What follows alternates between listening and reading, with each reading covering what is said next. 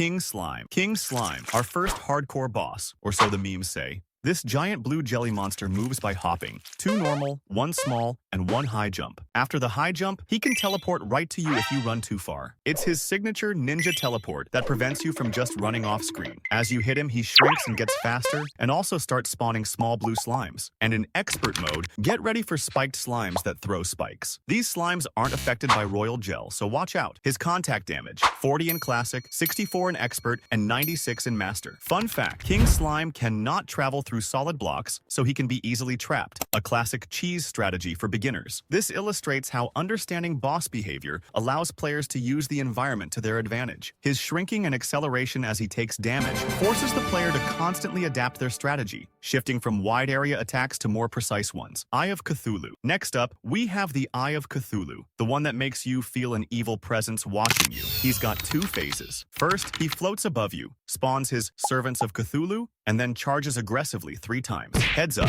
when he transitions to his second phase, around half health, he starts spinning and transforms into a fanged mouth. This is your golden opportunity to deal massive damage because he doesn't move or attack. In the second phase, he stops spawning servants but starts aggressively ramming you. And in expert mode, these chain dashes get faster and more frequent, especially when he's nearly dead. He even roars every time he dashes. By the way, in expert, he gets negative defense at low health, making him even more vulnerable, encouraging aggressive play. This shift in behavior demands quick adaptation from players and the use of mobility to evade constant attacks. Recognizing his visual cues, like the spin before transformation, is crucial for maximizing damage. Brain of Cthulhu. The Brain of Cthulhu is the bloody nightmare of the Crimson World. His battle is split into 2 phases. First, the brain itself is invincible and teleports around you while its 20 creepers attack. Your mission: defeat all the creepers to make the brain vulnerable. This highlights the importance of focusing on minions before the main boss. In the second phase, the brain becomes visible, aggressively pursues you, and teleports even faster. But in expert mode, the real circus begins. The brain creates 3 transparent copies that mirror its movements and become more opaque as its health lowers. And both the creepers and the brain, with a 33% chance, can inflict random debuffs on you, from poisoned to broken armor, or even confused. This adds unpredictability, requiring players to react quickly or prepare for debuff removal. Prioritizing the creepers is essential, as they not only shield the brain but can also drain the player with debuffs. Eater of Worlds. The Eater of Worlds, a giant worm that, despite its name, doesn't actually eat blocks. Nope. He's made of many segments, and when you destroy an inner segment, he splits into smaller worms. His head deals the most damage but has the least defense. In normal mode, he just tries to ram you, but in expert mode, get ready for his vile spit. Projectiles that deal high damage and can inflict the weak debuff. He also gets faster on the surface and has increased defense against explosives. The boss's segmented nature makes piercing weapons exceptionally effective, allowing multiple parts to be hit simultaneously. This clearly illustrates how boss design influences weapon choice and strategy. In expert mode, due to the vile spit and increased surface speed, the optimal arena shifts to wide platforms for easier dodging, demonstrating how difficulty modes fundamentally alter effective player strategies. Queen Bee. Queen Bee is the true mistress of the underground jungle. She has 3 main attacks. She can charge at you 3 times, hover in the air and spawn a bunch of bees, or fly side to side, shooting poisonous stingers. Her stingers can inflict the poisoned debuff, so be careful. And in expert mode, she becomes significantly more aggressive. Her charges get faster, and her defense increases. And yes, in expert, the bees she spawns also become larger and tougher. Utilizing honey pools within her hive can significantly boost health regeneration, transforming a potential hazard into a strategic advantage. This demonstrates how the environment can become a key factor in the battle. Her increased aggression and guaranteed poisoning in expert mode force players to prioritize dodging and consider debuff immunity items like the Bezoar. Skeletron. Skeletron is the skeletal guardian of the dungeon, and he doesn't like it when you mess with his old man. He has 2 phases. First, his head stays above while his hands slash and shoot skulls. Then he enters a frantic spinning phase. His head starts spinning and chasing you, dealing massive damage, but his defense drops. He roars every time he enters the spinning phase, so that's your cue to retreat or change tactics. In expert mode, his head gains extra defense for each hand still alive, and his hands inflict the slow debuff while his head inflicts bleeding. Destroying the boss's hands early in the fight significantly reduces his defense and makes dodging attacks much easier, almost mandatory in expert mode. This demonstrates how focusing on priority targets can drastically alter the battle's outcome. His spinning speed also increases significantly in expert mode, requiring constant movement and the use of mobility items like Hermes' boots or the Shield of Cthulhu. Deerclops. Oh, Deerclops. This one-eyed giant from the Don't Starve world who wandered into Terraria has a few nasty surprises. He smashes the ground, creating waves of ice spikes that can freeze you. If you're too far, he throws chunks of debris that pass through blocks. Sometimes he just roars, inflicting the slow debuff. If you fly above him for too long, get ready for 5 shadow hands to appear. In expert mode, these shadow hands appear more frequently and predict your movements, and can also spin or curve quickly. Deerclops becomes invulnerable if you move more than 30 tiles away from him, turning into a shadowy figure. This requires staying within his active range to avoid his enrage and ensure damage output. Using zigzag movement and warmth potions can significantly increase survivability, as they reduce damage from his attacks. Wall of Flesh. The Wall of Flesh. It's not just a boss, it's a portal to hard mode. To summon him, you need to throw the guide Voodoo Doll into lava in the underworld. This massive, grotesque boss takes up the entire screen vertically and moves slowly but relentlessly in one direction. If you try to get behind him, you'll be pulled back by the tongue, inflicting the horrified debuff and dealing insane damage. His main weak points are the eyes and mouth, with the eyes having less defense. He constantly spawns the hungry, small mouths on veins that detach and fly at you, as well as leeches that crawl on blocks. In expert mode, the hungry respawn, and the wall's speed and laser firing rate increase as his health depletes. This necessitates building a long arena and constant movement to avoid the deadly tongue and being overwhelmed by minions. Focusing on eliminating the hungry early is crucial, as their power and defense scale with the main body's damage taken. Queen Slime. Queen Slime is a cool hard mode boss residing in the Hallow, and her attacks are very similar to King Slime's, but on steroids. In her first phase,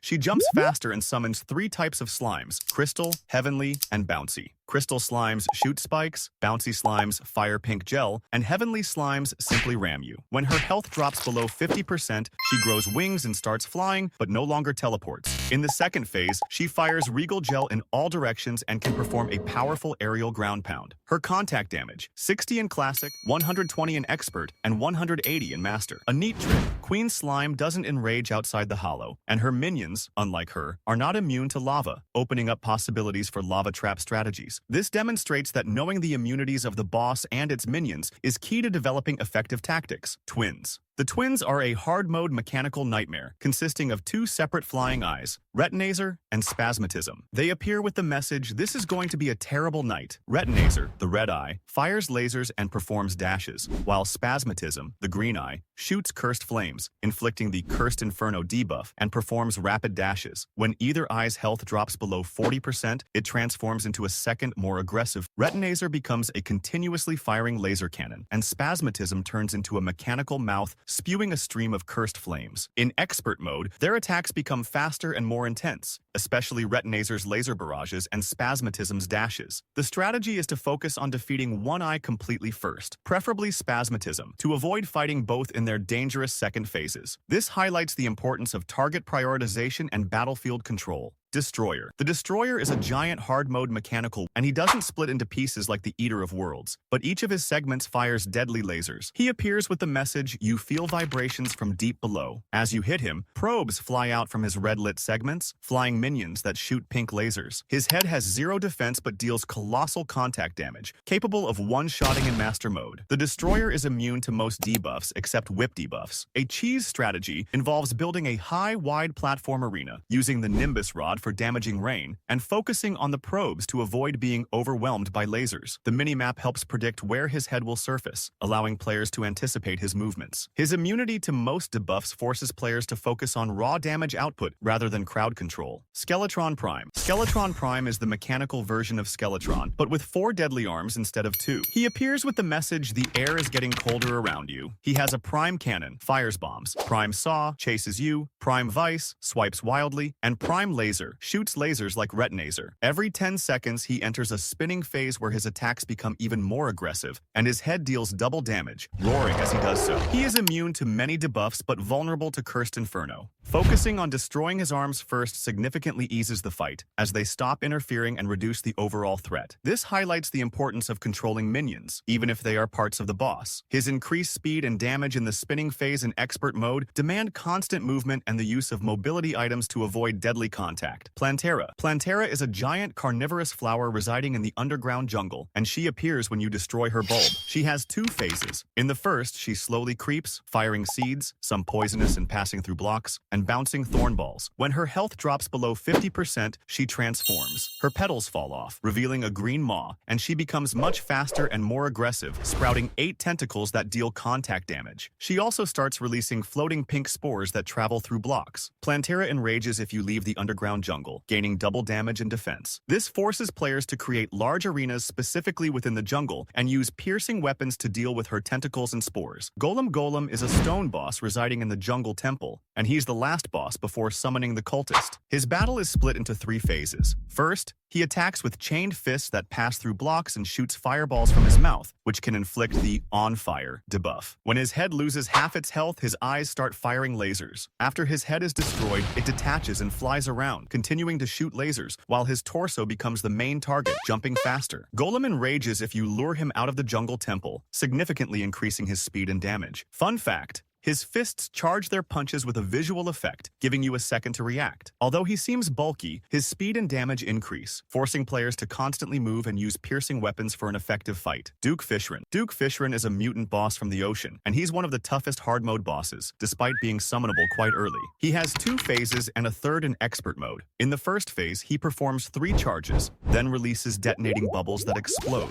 or creates 2 Sharknadoes that fire Sharkrons. In the second phase, below 50% health, he becomes faster, his defense drops, and he starts firing spreading bubbles and creating massive Cthulhunados that home in on the player. In expert mode, in the third phase, below 15% health, he turns invisible except for his eyes and teleports, performing rapid charges. His attacks can inflict bleeding and feral bite debuffs. Evading his attacks requires constant movement perpendicular to his charges and using inferno potions to destroy the bubbles. Empress of Light. The Empress of Light is a post-Plantara hard mode boss, known for her beautiful but deadly bullet hell attacks. She has 2 phases and is usually fought at night, but during the day she becomes enraged, and her attacks instantly kill. In her first phase, she releases homing prismatic bolts, creates spirals of them, and performs horizontal dashes preceded by a sound effect and multicolored afterimages. She also summons waves of ethereal lances that sweep across the screen. In the second phase, below half health, she disappears, reappears above the player, and gains 4 additional tendrils. Her attacks become faster, and ethereal lances now precisely target the player's location, telegraphed by colored beams. The daytime fight requires perfect dodging, as defense and invincibility are ignored. This forces players to perfectly learn her attack patterns, turning the fight into a test of memory and reflexes. Lunatic Cultist. The Lunatic Cultist is a post-Golem hard mode boss that opens the path to the lunar events. He doesn't drop weapons, but his defeat is the key to the final battle. He teleports between attacks, using 4 main ones: fireballs, homing, inflict, on fire. Ice Mist fires ice shards. Lightning Orb summons lightning, and Ritual. During the ritual, he creates copies of himself, and if you hit the wrong copy or fail to damage the real cultist in time, he'll summon a phantasm dragon or ancient vision. When his health drops below 50%, he changes his attack pattern, adding Ancient Light and Ancient Dooms, which in expert mode can replace basic attacks, creating chaos. Focusing on the real cultist during the ritual is critical to avoid summoning dangerous minions. This highlights the importance of visual discernment and quick decision-making in combat. Moonlord is the final boss of Terraria, a true titan that appears after destroying the 4 celestial pillars. He attacks from 3 eyes, on his hands and on his forehead. The hand eyes release homing phantasmal spheres and phantasmal eyes. The forehead eye fires the phantasmal death ray, the most powerful attack in the game, which passes through blocks and must be dodged at all costs. After the death ray, his mouth opens, and he tries to attach a tentacle that spawns moon leech clots, which heal him if they reach his mouth. The tentacle also inflicts the moonbite debuff, blocking healing from certain items. After all 3 eyes are defeated, his core is exposed and becomes vulnerable. Expert mode makes his attacks faster and leech healing greater. Building a long asphalt sky bridge and using teleporters is a classic strategy to evade his attacks and maintain distance.